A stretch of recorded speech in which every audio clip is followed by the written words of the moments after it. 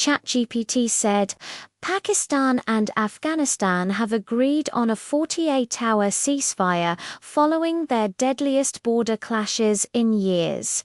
Dozens of civilians and soldiers have been killed or wounded on both sides during the recent fighting.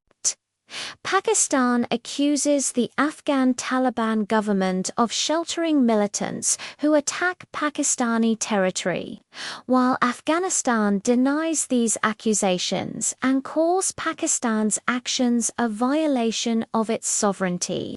The conflict has escalated sharply over the past week, with intense cross-border exchanges and airstrikes reported across multiple regions, including Spin Boldak in Kandahar, Chaman and Kurram.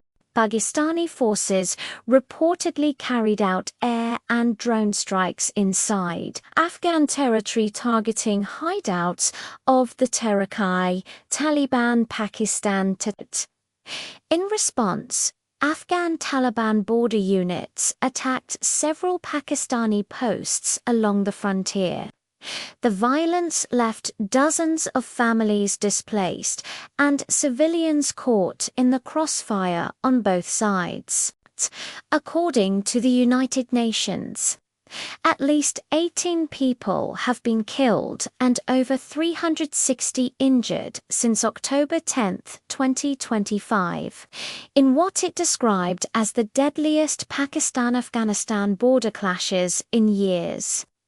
Hospitals in Kabul and Quetta are overwhelmed as reports of civilian injuries and property destruction continue to surface. At the heart of the crisis lies Pakistan's long-standing concern that Afghanistan's soil is being used as a safe haven for militants launching attacks inside Pakistan. Islamabad blames the Taliban administration for failing to control or expel these groups, particularly the TTP, which has claimed responsibility for several deadly attacks in Pakistan this year. Pakistani officials say their recent operations are a measured response to protect national security.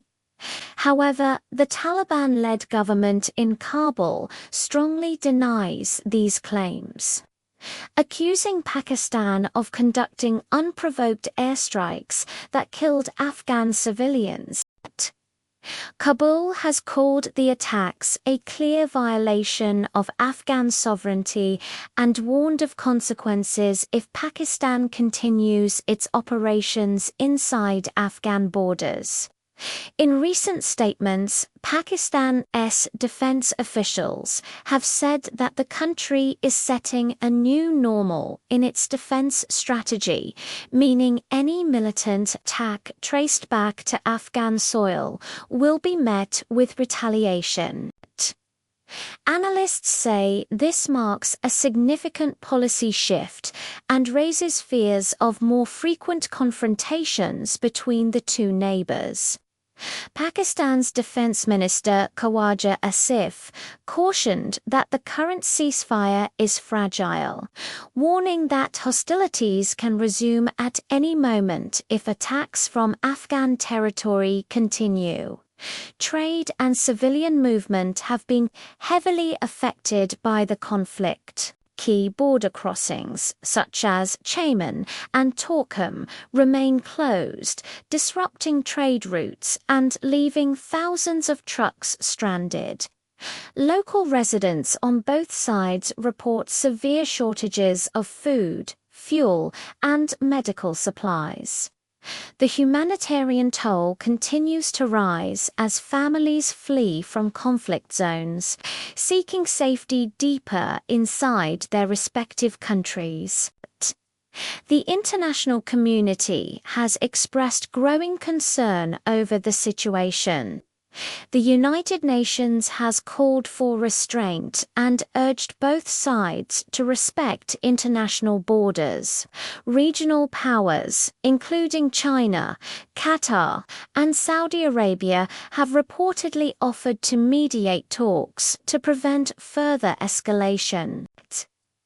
Diplomats warn that if the ceasefire collapses, the conflict could destabilize an already fragile region, complicating security and humanitarian efforts in both countries.